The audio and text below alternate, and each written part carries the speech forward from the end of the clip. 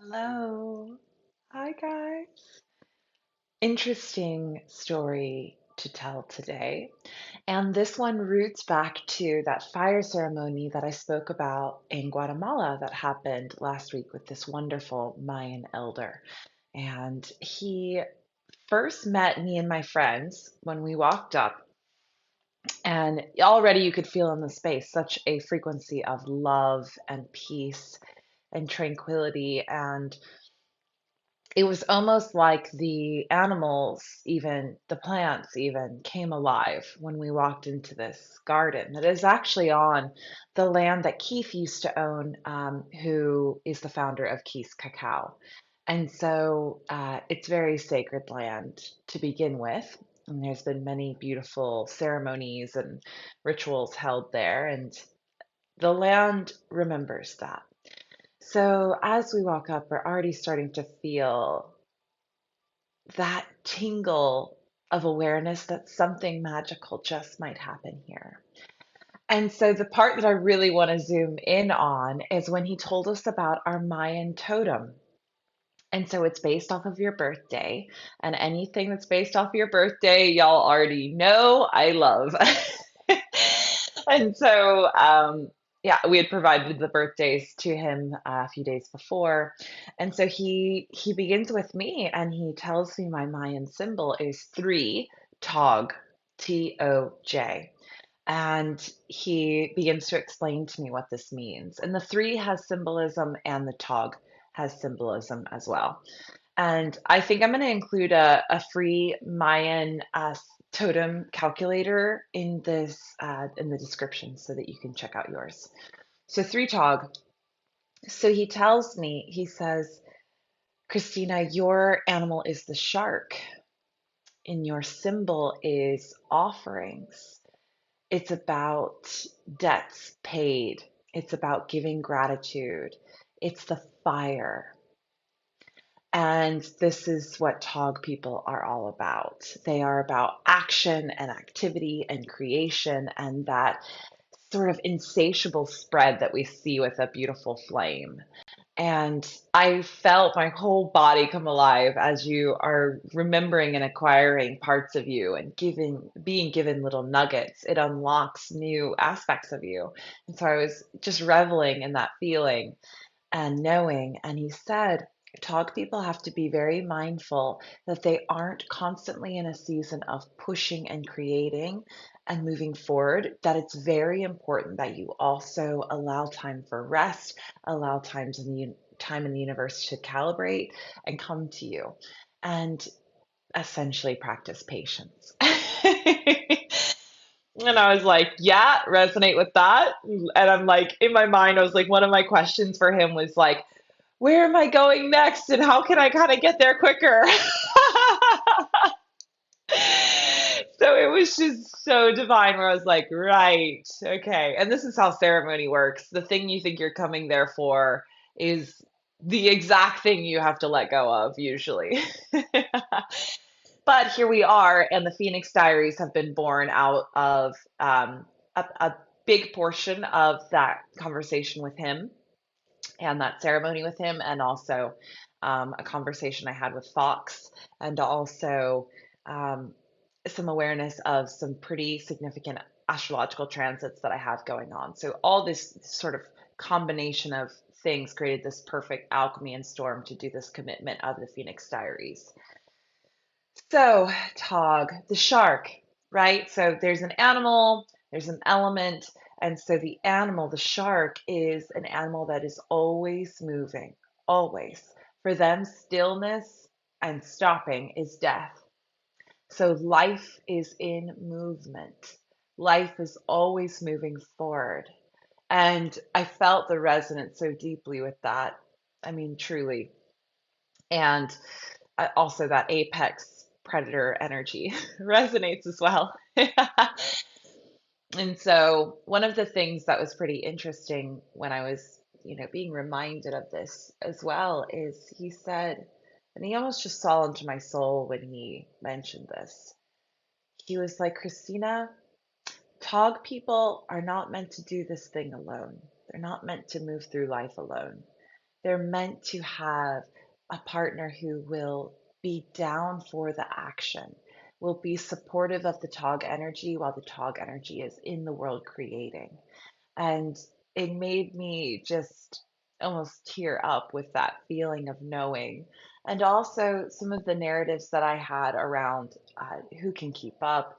I do move so quickly. It's a hard uh, lifestyle for people to adapt to, and this sort of thing. And it just really busted those myths that there actually always is someone who can keep up and who actually finds it amazingly enthralling to be a part of all the adventures that someone like a Tog person would be diving into.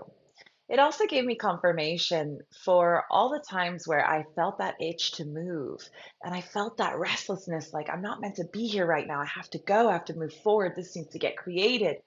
And it just sort of comforted me and made me remember like this is what you're here for. The other nugget I wanted to share, and this is the main reason why I'm deciding to speak about this today, is he said one of the best things you can do to get in touch with your Tog energy is to offer lighting a flame. I have a flame lit right here. That's why, and that's also what I've been fiddling with here. There's a candlestick sort of leaning, so I'm trying to make sure that stays erect there. So he said, light a flame. And when you light this flame and you say this prayer, it's not for asking for anything. This is an opportunity for you to be like, okay, yeah, now I want this. Now I want this. Let me go into prayer and manifest all the things that I want. It's actually just to give gratitude. It's to repay in some way. It's to say thank you. Thank you for all the things that I've been given, all the blessings that I see in my world. And to essentially, the way he described it is Tog people are like the bank for the collective. And so lots of people will come to us sort of withdrawing money, if you want to put it that way, withdrawing energy, withdrawing favors, withdrawing services and energy and so the Tog person being the bank, being the one who, and not to say that not everyone is not connected to source, but this is the role of the Tog specifically is to sort of then take a deposit out from heaven so that their cup is overflowing that and can be given to the collective.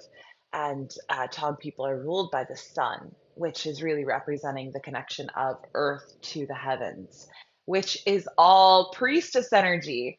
The priestess is the translator that sits at the veil of the unseen and the seen and translates the messages from the divine to the people. She must be of the people world and of the unseen realm. And her job is to be able to move in between each of the worlds seamlessly. That's her challenge, that's her gift, that's her purpose. And so, since I have been lighting this candle, and I usually light candles, it's funny, I had told Andreas I light incense, always candles. I'm a big candle person, always have been. But he was like, that's awesome. And also, the flame needs to be dedicated to gratitude specifically every day. So, since he told me that, probably, well, almost 2 weeks ago now, I've been doing it and with no intention other than to just restore the bank, if you want to put it that way, to give thanks, to not make any requests, to just acknowledge. Thank you for the life force. Thank you, thank you, thank you. And since then, it just hit me yesterday just how many gifts and abundance and prosperity and gratitude I've been receiving from everyone in my world. The most loveliest dinner with my mom, the most beautiful crystals from a dear, dear client, um, words, words of affirmation from people I would have never expected it from, which I love words so much. So they mean a lot to me too. Acts of service mean a lot to me. Touch means a lot to me. And also just the miracle of yesterday when I finished, giving a sound bath in the salt cave and so much love and gratitude from the participants and it was beautiful and then afterwards, a beautiful soul that works there asked me if I wanted to go to a concert with her internationally And it just was like, it's just raining down upon me. And I'm feeling in such a flow state where I'm like, wow, how does it get any better than this? What else is possible, universe? Let it keep coming. And I'm giving the gratitude and giving the thanks. And I've even been doing it at night as well before I go to bed, right? Lighting my Palo Santo and just giving thanks. Thank you, thank you, thank you. And not necessarily giving the wood a job, like clear my space, help me sleep well, but more so just thank you. This fire represents gratitude. And so it's been absolutely incredible tapping into this Tog energy and doing my part to honor it and acknowledge it and to move with it. And so I hope you can find your Mayan animal, typing in your birthday and calculating it up and doing some research on it. It is a very ancient system, and a lot of the elders are the keepers of most of the knowledge. However, you can Google it and find some good information, and it can definitely lead you in the right direction. Um, for the Guatemalan people, from what I've experienced, it's a deep, deep part of their culture. As you walk through the streets, you'll see the different totems painted on the walls, and you'll see it in some of their jewelry and their tapestries, and it's just woven everywhere throughout the entire culture. Even more so than I experience astrology here in the Western world. Way more, because there's no age barrier. You can tell that it's just been passed on, passed on, passed on, passed on. So the young people, the old people, the middle-aged people, they all respect it and know it and resonate with it. Whereas here in the Western world, yes, some of the older people will acknowledge it, but it's really what I've seen is like the younger people are more wearing the symbols and the jewelry and um, the language and resonating with that more so. So it's very cool to see an ancient system so deeply threaded into a culture. And so it's really beautiful getting in a conversation with, from my experience of Guatemalan, but it is a Mayan tradition. So any of the Mayan cultures, you'd be able to likely speak to someone who has some knowledge around it. But this is just to get you started, and this is just to, in case you're curious, or if you just want to, if the flame resonates with you, you don't even have to look it up. Just light a candle every day and say, thank you. Thank you for all the blessings in my life. Thank you for the food in my belly. Thank you for the beautiful people I get to love on today, and the animals, and just, go through your gratitude list, count your blessings. And we also know from the Heart Math Institute that that gets your heart frequency field expanded, and everything pulsates at a higher frequency when you're moving from your heart instead of your head. And so that's another great reason to do it too. So this is my share for today. I hope it resonates. And universe, I'm so grateful for all the blessings that keep coming down and resonating with my frequency. And I'm so grateful for everyone that has been following along with the Phoenix journey. Thank you for your feedback and your support.